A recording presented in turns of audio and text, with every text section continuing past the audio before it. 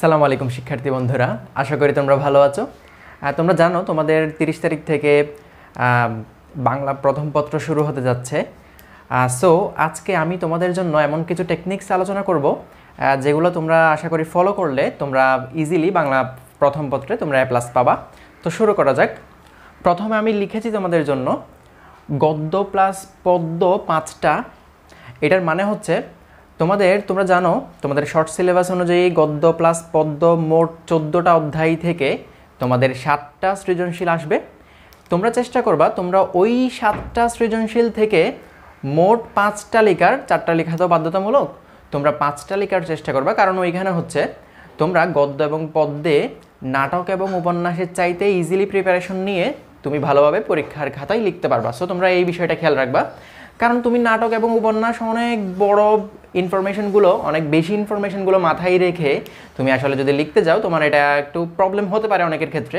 আর গদ্য এবং পদ্যের ক্ষেত্রে তোমরা দেখবা যে গত বছর যেই অধ্যায়গুলো থেকে কোয়েশ্চেন এসেছে সৃজনশীল, তোমরা ওই চ্যাপ্টারগুলো, ওই অধ্যায়গুলো তোমাদের জন্য অত গুরুত্বপূর্ণ হবে না। তোমরা ওই গত বছর যেগুলো থেকে প্রশ্ন আসেনি তোমরা ওইগুলো থেকেই ভালোভাবে ওইগুলোকে গুরুত্ব দিয়ে ওইগুলো ভালোভাবে পড়বা, আর বাকিগুলো এমনিতে পড়তে পারো। দ্বিতীয়ত যেই বিষয়টা তোমাদের জন্য লিখেছি, এটা গত বছর লেস ইম্পর্টেন্ট, এটা তো বলেছি আমি। গতবারে যেগুলো এসেছে তোমরা সেগুলো একটু কম পড়ে, গতবার যেগুলো আসেনি সেগুলো একটু ভালোভাবে পড়ে প্রিপারেশনটা নিতে পারো। 3 নম্বরে যেটা লিখেছি সেটি হচ্ছে এমসিকিউ। তোমরা জানো এমসিকিউ 30টা আসে এবং 30 মিনিটে লিখতে হয় এগুলো। এমসিকিউতে তোমাদের এক্সামে আলাদাভাবে পাশ করতে হয়, এই জন্য তোমাদের এমসিকিউতেও গুরুত্ব দিতে হবে।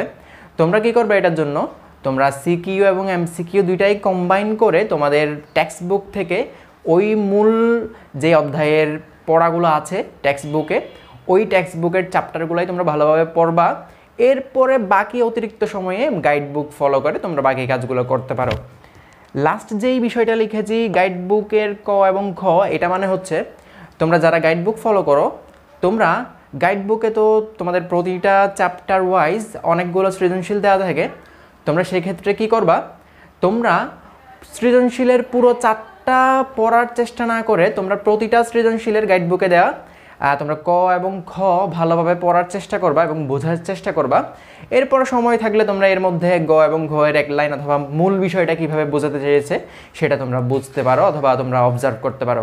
সো এই বিষয়গুলো খেয়াল রাখলে আশা করি তোমরা ইজিলি বাংলা ফার্স্ট পেপারে তোমরা ভালো মার্ক তুলতে পারবা। আমি আরেকবার বলে দিচ্ছি বিষয়গুলো। তোমরা প্রথমত মূল বইয়ের পড়াগুলোই, মূল চ্যাপ্টারগুলোই টেক্সট বুক থেকে শেষ করার চেষ্টা করবা। ওইটা থেকে করলে তোমার এমসিকিউ এবং সিকিউ প্রিপারেশন ওভারঅল হয়ে যাবে।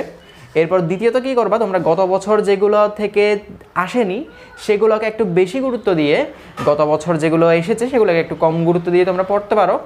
এমসিকিউটা একটু ভালোভাবে দেখে নিতে পারো কোনো গাইড বুক থেকে। লাস্টলি যে বিষয়টা, তোমরা বাড়তি না পড়ে, অর্থাৎ কোন চ্যাপ্টারগুলো আসলেই গুরুত্বপূর্ণ ওই চ্যাপ্টারের উপর বেশি ইম্পর্টেন্স দিয়ে পড়বা। কারণ সবগুলো পড়তে গেলে আসলে কেমন জানি পরীক্ষায় অনেকের ভালো হয় না। সো তোমরা আজকে আশা করি এই বিষয়গুলো ফলো করার মাধ্যমে তোমরা অনেক ভালো করতে পারবে তোমাদের পরীক্ষায়। তোমাদের জন্য দোয়া এবং শুভকামনা রইল। আজকের মতো এতটুকুই। আসসালামু আলাইকুম ওয়া রাহমাতুল্লাহ।